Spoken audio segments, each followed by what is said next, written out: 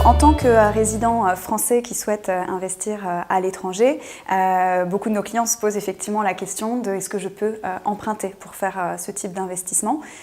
Sur les deux zones où Altitude International Realty est présent, la réponse ne sera pas la même. Pour un investissement aux États-Unis, premièrement, côté français, vous allez avoir un certain nombre de solutions qui vont exister. La première solution, c'est un investissement via un emprunt immobilier qui sera adossé à une hypothèque sur un bien dont vous seriez déjà propriétaire à 100% ou adossé à un nantissement de contrat d'assurance vie. Donc ça, c'est la première solution côté français. La deuxième solution, ce sera de passer par un prêt personnel non affecté. Donc les montants seront un peu moindres, mais les taux peuvent rester très attractifs. Et c'est une solution du coup pour investir notamment par exemple sur une maison individuelle qui va être d'un prix inférieur à 100 000 $. Côté américain, les banques américaines vont être difficiles à convaincre de financer un non-résident.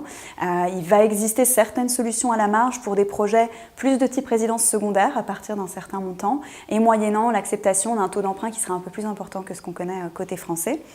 Côté canadien, qui est le deuxième marché sur lequel le cabinet Altitude International Realty vous propose des produits d'investissement immobilier, l'accueil sera meilleur pour les non-résidents. On a la possibilité, notamment dans le cadre d'un partenariat qu'on a contracté nous avec une banque locale, d'obtenir un financement. Alors les conditions seront les suivantes, un apport de 35% qui sera systématiquement exigé, évidemment la capacité à constituer un dossier qui soit assez solide en termes de revenus historiques, pour assurer la banque prêteuse.